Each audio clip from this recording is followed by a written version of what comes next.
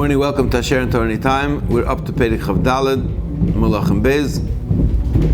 We're after the tragic death of Yeshayahu, who was the last real hope for Klal Yisrael, who even though Chuldan Aviyah said that it's really game over, he said let's do tshuva anyway. And although he was a totally righteous king, Chazal say that people slipped back into the ways of idolatry, and he was killed. So we just said that his son Yaakov took over, and he went back and he reverted back into the evil ways. So now is where the Malchei Yehuda is coming to an end, where B'yom of Olo Nebuchadnezzar Melech Bavel, Nebuchadnezzar, the king of Babel, takes over. Vahilo Yaakov Eved. Yaakov became almost like a servant to him. He became like a puppet king. Shalosh Shana, he served him for 3 years. Vayashav v'yimred boy, and then he changed his mind and he rebelled against Nebuchadnezzar. Shalach Hashem boy is gedude kazdem.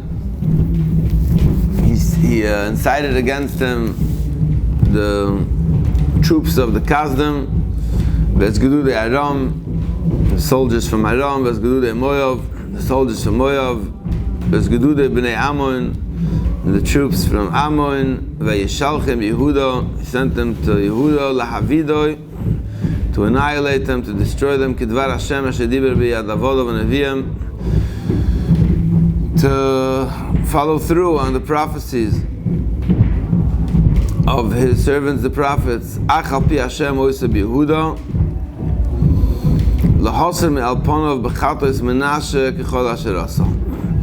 The original decree came because of the sins of Menashe. That's when really the decree was closed and sealed.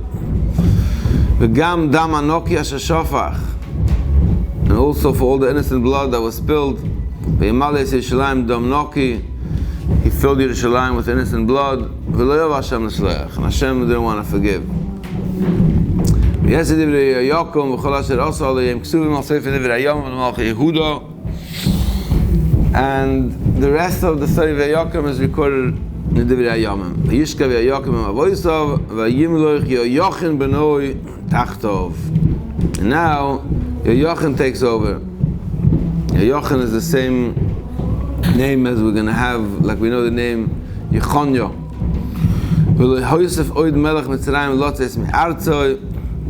Now the king of Mitzrayim doesn't leave anymore his territory. Ki lokach melech Bavel menachal Mitzrayim ad nar peros kol asher osel melech Mitzrayim, because Nebuchadnezzar took over. So which means that Egypt stopped being such a world power, and at this point it's Nebuchadnezzar who was in control. Ben Shmoyna Esra Shana Yoyachim Amolchoi. So he was 18 years old when he became king. 3 months he reigns in Yerushalayim. Shem imo Nechushta Bas El Noson Yerushalayim. He continues down the evil path of his father. So here is where we're describing how it actually came to an end, and it's actually there's a lot of, on the one hand it's tragic, but on the other hand you see the Yad Hashem, how Hashem never ever ultimately abandons his people, because B'Esahi Avdei Olu Avdei Nebuchadnezzar Melech Bavel Yerushalayim V'Tavei B'Motzor. So they're making a siege. The soldiers from Nebuchadnezzar are making a siege. V'Yover Nebuchadnezzar Melech Bavel Al Ha'ir V'Avodav Tzarim Aleh. So they're making a siege, and they surrounded Vayetzi Yochim Melech Yehuda Melech Bavel Hu V'Imoy V'Avodav V'Sorav V'Sorisav.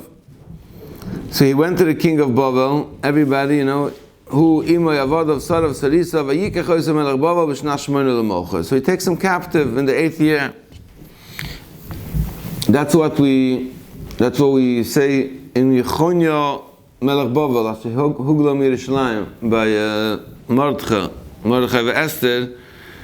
So this is the first of the exiles, where this was like step number 1. It was the exile of Yechonya. Vayotze misham Skol oitzer is beis Hashem, v'oitzer is beis HaMelech. He removes from there all of the treasures. V'yekatzetz es kol klei azov. He stripped all of the golden vessels. As Asher Shlomo Melech Yisrael be'echel Hashem, kasher diber Hashem. Which Hashem said that it would eventually be removed. V'higlo es kol Yerushalayim. And he exiled all of Jerusalem. V'es kol asarim, v'es kol giborei achayil. Seres alofim, 10,000 exiles, goylo chalachoros v'amazgir, and all of the carpenters or artisans and mazgeras, either the gatekeepers or the locksmiths, lenishar zulas dalas am haaretz. All that was left was the common poor people. So this is extremely important in Chazal. This is a very common phrase in Chazal, that the first exile that happened was they didn't exile everybody. They didn't take everybody away. All Nebuchadnezzar, as he saw that they were rebelling, so he took all of the elite. And he took all of the important people, and that's when we have that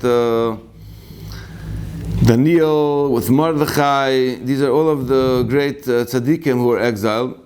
So the Pashup Pshat of Choresh and the Masger is, Pashup Pshat is that the Choresh and the Masger were the people who were capable of making arms. They were either the carpenters and they were the locksmiths or the metalsmiths. So he wanted to take away anybody who was capable of making arms or making any types of tools that would be able to build an army. But the way Chazal understand Choresh v'Masger is that Choresh means deaf and Masger means to close. So Chazal said it means the Talmidei Chachamim. So the Choresh are the ones, the reason why they call Talmidei Chachamim is because after they speak, everyone remains mute. There's nothing to say anymore because they have spoken. And the Masger is the same concept as the ones that after they've spoke, the matter is closed. So Choresh is the ones who render the people deaf or mute. Not deaf, mute. And the Masger is the ones who they close the matter. So he exiled the Choresh and the Masger. Now, even though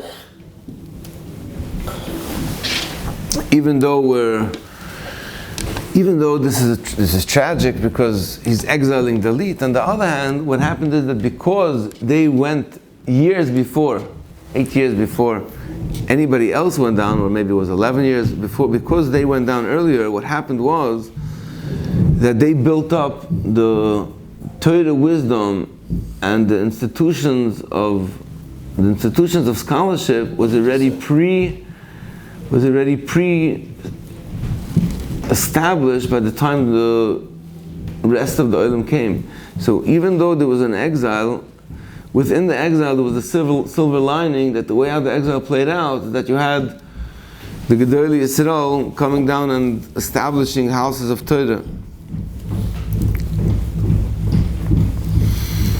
And all that was left over, was the common people, was Dalas Am Haaretz.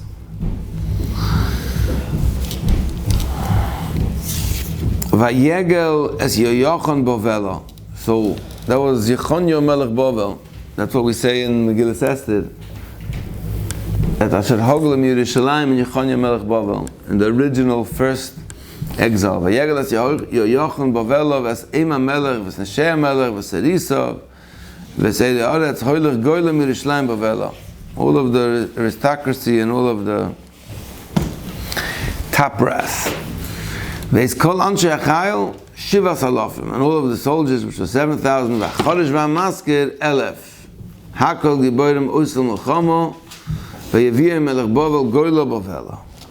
okay, so again, before we said it was 10,000, here we say it's 7,000, so the first one we're busy exactly figuring out the numbers that were exiled. But regardless, Yamlech Melech Bovel es Matanya doidoi tachta v'yasev eshemoi tzidkiyo. So here he took Matanya, who was Yochann's uncle, and he changed his name to Tzidkiyo. Now the reason why he changed his name to Tzidkiyo, Pashat is that it was Tzidkiyo is the lashon of Tzadik Hashem. Second thing is it's Ka Yatztik Alecho Es Adinim Timred Bi. God will justify the judgment against you if you rebel against me. So what happened over here, according to Chazal, it was two things. First of all, Tzidkiyahu relative was a tzaddik. So he was the last king, and relatively was a tzaddik. There was two issues that he had, is that he didn't listen to Yirmiyahu, who Yirmiyahu warned him that he should obey Nebuchadnezzar. And he also didn't he didn't stop the people from doing what they were doing, but on a personal level he was a tzaddik. But Chazal said that the reason why he was called Tzidkiyahu was because he once saw Nebuchadnezzar eating a rabbit alive, or hare, which is like Eva ben Achai. And Nebuchadnezzar was embarrassed, and he warned him that he shouldn't reveal his secret to him. So that's why he changed his name to Tzidkiyahu, which was Kol Yatztik Alecha Sadin. God's going to justify on you the judgment. Intimidate me if you're going to rebel against me, which means if you're going to spill my secret. And later on, he did spill the secret, and that's why Nebuchadnezzar got all upset, and he wanted to take revenge not only on him but also on the Sanhedrin, or on the Talmidei Chachamim, who allowed him to spill the secret. But then Esen ve'achas shana Tzidkiyahu b'molcho. So Tzidkiyahu was 21 years old when he became king. Ve'achas esen shana malach b'Yerushalayim. He was there 11 years. V'shem imo, and his mother's name was Chamutal bas Yirmiyahu milivna. V'yasar rabbeinu Hashem. So even though it says here that he was Yasser Rabbeinu Hashem, it wasn't the same mirah that the other kings did. It was only relative to him being a tzaddik, and that he didn't listen to what Yirmiyahu told him. The message being that ultimately, even if you're a tzaddik, you still have to listen to what the Chachmei Yisrael tell you. Yasser Rabbeinu Hashem k'chol ha'shos yayokim ki al af Hashem hoysa b'Yerushalayim. Because the anger of Hashem was in Yerushalayim, and Yehuda adeshlichai oisam alponov, vayimroi Tzidkiyahu b'melech Bavel, and Tzidkiyahu rebelled against him, and that causes the next meltdown and the next exile that happened. But the message that comes out from this Pedic, which that even though when Hashem is goyla, even though when Hashem exiles the Jewish people, because He wants them to transform and just worship Him from a place like we spoke yesterday, from a place of Hashem Echad, and a place of being here for the mission statement. But there's always the Nakuda, the message always somehow survives, which is what happened here with the Chodesh and the Masgid. And that's what happened, that throughout all of the exile of all of the Doiris of Klal Yisrael, there was always a remnant that remained, and wherever Yidden went, there was always Talmidei Chachamim who established some type of a network where the message and the teachings came on, so that even while we're going through our processes of transforming Klal Yisrael and going back on track, there's always the message that's alive to guide us. Achan.